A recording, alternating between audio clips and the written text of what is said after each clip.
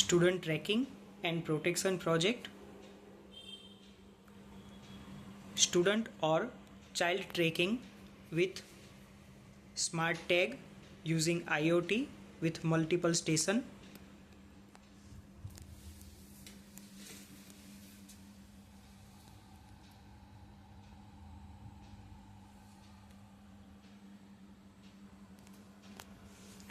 સૌપ્રથમ આપણે પ્રોજેક્ટમાં ઉપયોગમાં લેવાયેલા સાધનોને જોઈ લઈએ. આપણી પાસે એક સરખા દેખાતા બે સ્ટેશન છે. એક સ્ટેશન આપણે શહીદ ચોક નામથી એક સ્થળ બનાવેલ છે તેની સાથે ફિક્સ કરેલ છે. અહીં આપણી પાસે બ્લુ કલરના પીસીબીમાં દેખાતું એક RFID smart card tag reader છે. તેને આપણે વાઈફાઈ ઇનેબલ્ડ કંટ્રોલર સાથે કનેક્ટ કરેલ છે. એ જ પીસીબી ઉપર આપણી પાસે બઝર છે, વોલ્ટેજ રેગ્યુલેટર છે તથા DC જેક છે. કેટલાક પ્રોટેક્શન ડાયોડ અને રેઝિસ્ટરનો પણ તે સર્કિટમાં સમાવેશ થાય છે.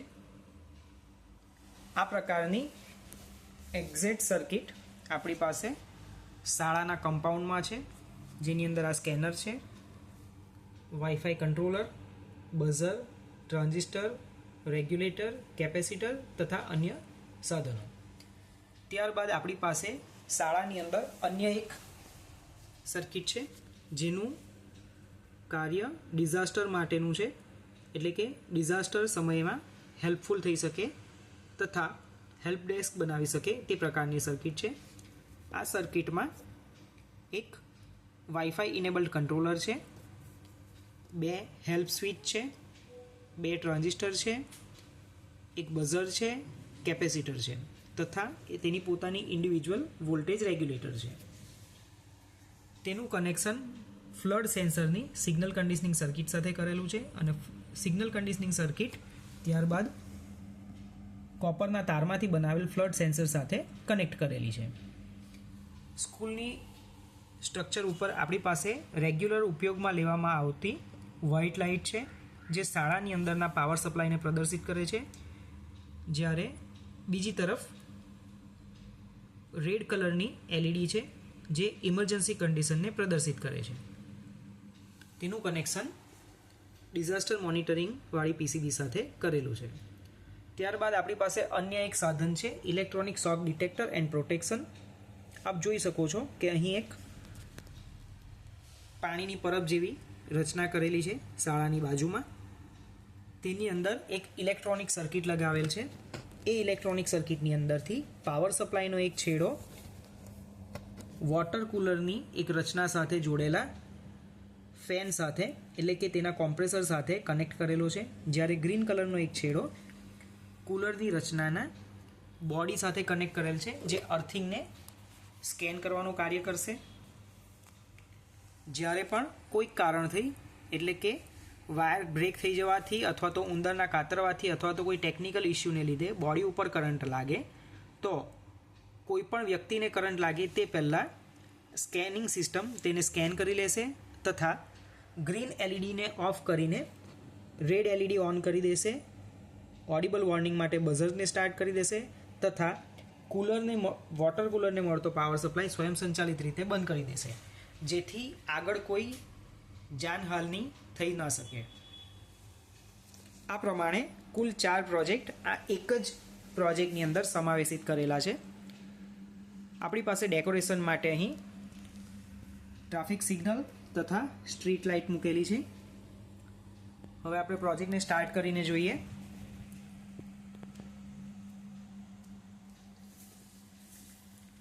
દરેક પાર્ટ વારાફરતી જોઈશું. જેવું પ્રોજેક્ટને પાવર સપ્લાય આપવામાં આવશે, સૌપ્રથમ તે વાઈફાઈ ઇનેબલ્ડ કંટ્રોલર વાઈફાઈ સાથે કનેક્ટ કરવાની કોશિશ કરશે અને રજિસ્ટર્ડ મોબાઈલ ઉપર વેલકમ મેસેજને મોકલી આપશે. આ પ્રકારે વેલકમ મેસેજ આવ્યા બાદ જ પ્રોજેક્ટને પ્રેઝન્ટેશન સ્ટાર્ટ કરવું. હવે આપ જોઈ શકો છો કે બંને સ્ટેશનનું વેલકમ મેસેજ આવી ગયા છે, ડિઝાસ્ટર મોનિટરિંગના અને student monitoring over IoT for safety station 1.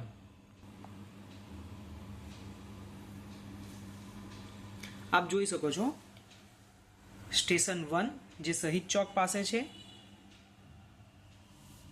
Station 2 જે શાળાના કમ્પાઉન્ડમાં છે, તથા ડિઝાસ્ટર મોનિટરિંગ 3 સ્ટેશનના આપણી પાસે વેલકમ મેસેજ અવેલેબલ છે.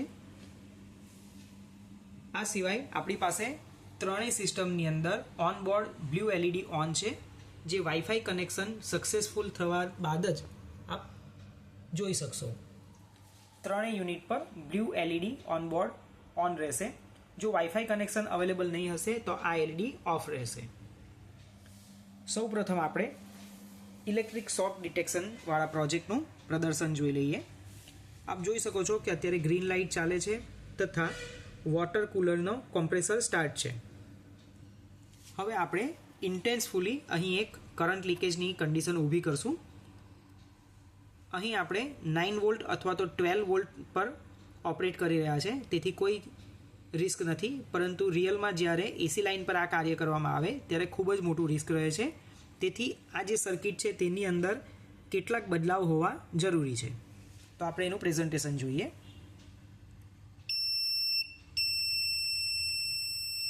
આપ જોઈ શકો છો કે કોમ્પ્રેસર બંધ થઈ ગયું છે અને લીકેજ દૂર થતાં એ ફરી પાછું ચાર્જ થઈ ગયું છે.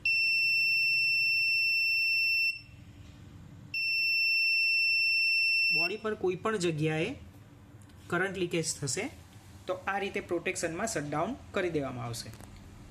ત્યારબાદ આપણે જોઈએ કે આપણી પાસે 2 સ્ટેશન છે.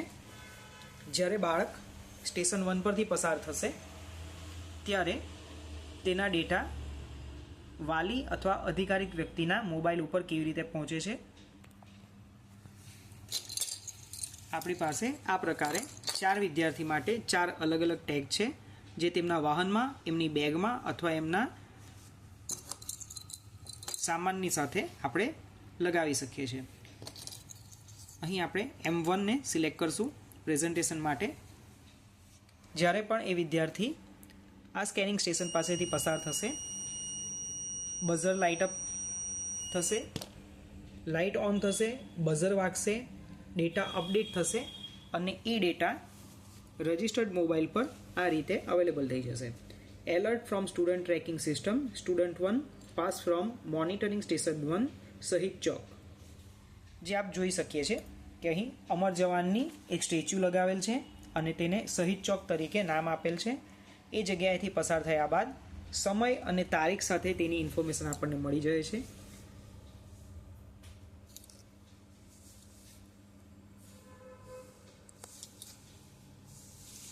એ જ રીતે જ્યારે એ વિદ્યાર્થી સ્કૂલમાં એન્ટ્રી કરશે ત્યારે એના ગેટ પરથી પસાર થવું પડશે અને તે વખતે તેની ઇન્ફોર્મેશન મોબાઈલ ઉપર પહોંચશે.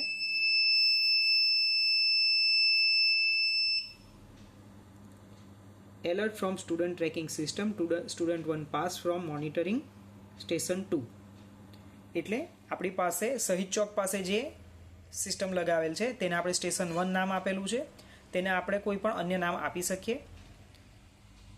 શાળા પાસે જે સિસ્ટમ લગાવેલ છે તેને આપણે સ્ટેશન 2 નામ આપેલ છે અને તેને આપણે શાળાના મોનિટરિંગ સ્ટેશન તરીકે ઓળખીએ છીએ. તે જ રીતે જ્યારે પણ કોઈ પણ વિદ્યાર્થી પસાર થશે તો બઝર ઓન થશે અને લાઇટ ઓન થશે.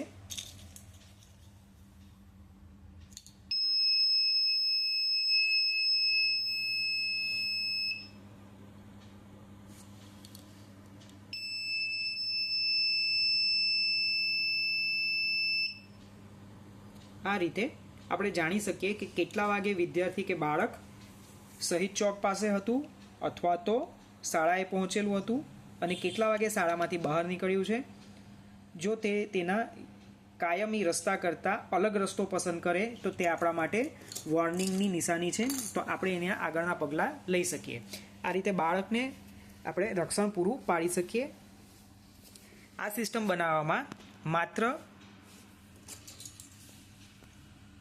વાલીઓને માત્ર ટેગનો ખર્ચો આવશે, કોઈ મોટો ખર્ચો આવશે નહીં.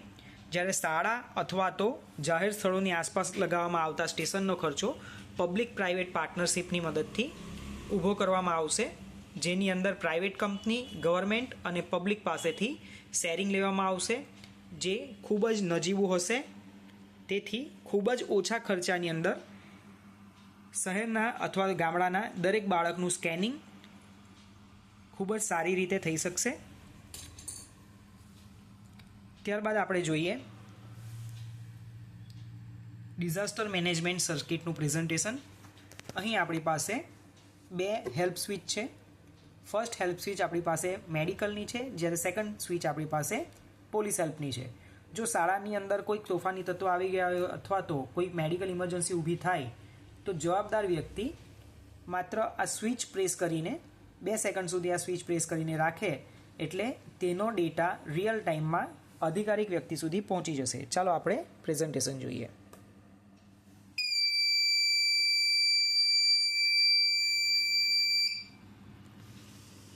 Alert from disaster monitoring and help desk. Help medical help required. Wifi કંટ્રોલરની નજીકથી જે સ્વિચ છે તે મેડિકલ હેલ્પની છે. જેટલી પણ વખત આ સ્વિચ દબાવવામાં આવશે તેટલી વખત વોર્નિંગ માટેની રેડ લાઇટ આ રીતે ઓન થશે અને શાળાનો પાવર સપ્લાય ચાલુ જ રહેશે. તેમાં કોઈ પણ ફેરફાર થશે નહીં અને જેટલી વખત સ્વિચ પ્રેસ કરવામાં આવશે તેટલી વખત મેસેજ પહોંચશે. આ જ પ્રકારે એની બાજુમાં રહેલી સ્વિચ પોલીસ હેલ્પની છે.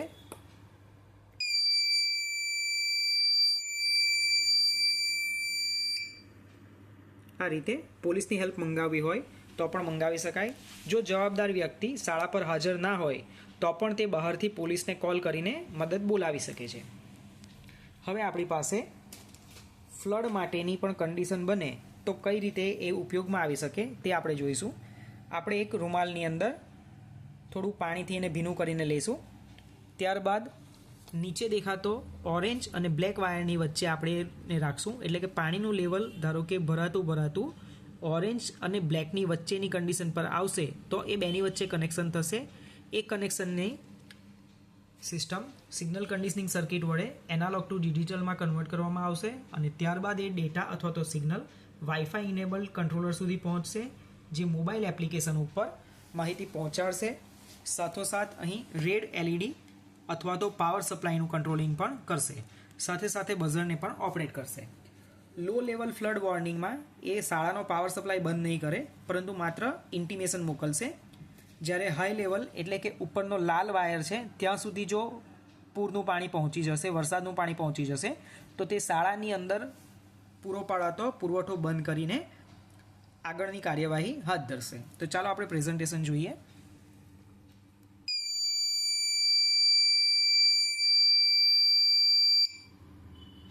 Alert from disaster monitoring and help desk. Water sensor alert. Low level flood alert. હવે ધારો કે પાણીનું લેવલ વધતા ઉપર સુધી પહોંચી જાય તો આપ જોઈ શકો છો કે શાળાનો વીજ પુરવઠો બંધ કરી દેવામાં આવ્યો છે. હવે કન્ટિન્યુઅસ આ લાઇટ અને બઝર ઓન ઓફ થતા રહેશે જ્યાં સુધી પાણી એના લેવલથી ઓછું ના થઈ જાય. જેવું પાણી ઓછું થશે એટલે સ્વયં સંચાલિત રીતે બઝર અને લાઇટ રેગ્યુલર થઈ જશે. આ પ્રકારે શાળાની અંદર પૂર અથવા તો હેલ્પની જરૂર હોય તો તેનું નિયંત્રણ અને ઇન્ટિમેશન આઈઓટી ટેકનોલોજી વડે કરી શકાય છે. આપણી પાસે હજી એક સેન્સર છે, ફાયર સેન્સર, જેનું પ્રેઝન્ટેશન આપણે જોઈએ.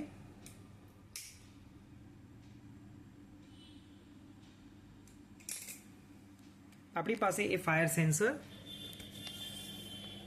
અહીં ફિટ કરેલ છે. બ્લેક કલરનું જે સેન્સર દેખાય છે તે ખરેખર સેન્સર છે અને બાકીની તેની સિગ્નલ કન્ડિશનિંગ સર્કિટ છે. આ પ્રકારે આપણે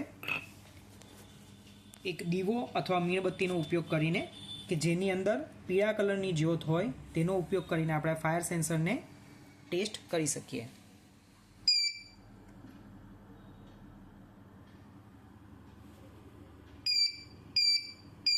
alert from disaster monitoring and help desk. Fire breakout at installation. તેની સાથે સાથે તેણે શાળાનો વીજ પુરવઠો બંધ કરીને આગળ કોઈ બીજી જાનહાનિ કે માલનું નુકસાન ના થાય તેની તકેદારી લઈ લીધી છે. અને જેવી આગ હોલવાઈ જાય તેવું જ તે પાછું પોતાના યોગ્ય કામ માટે તૈયાર થઈ જાય છે. આ રીતે આ પ્રોજેક્ટની અંદર તમે બાળકોને શાળાની આસપાસની જગ્યા કે ગામમાં અન્ય જાહેર સ્થળોએથી પસાર થઈને તેમનું સ્કેનિંગ કરી શકો છો. પૂર, આગ લાગવી કે કેટલીક મેડિકલ કે બીજી પોલીસની મદદની જરૂર હોય તે પ્રકારની ઘટનાઓમાં પણ મદદ મંગાવી શકો છો. તથા શાળામાં ઇલેક્ટ્રિક શોકને લીધે થતા કેટલાક એક્સિડન્ટને કાયમી રીતે રોકી પણ શકો છો. આ પ્રકારેનો પ્રોજેક્ટ ખૂબ જ ઉપયોગી છે.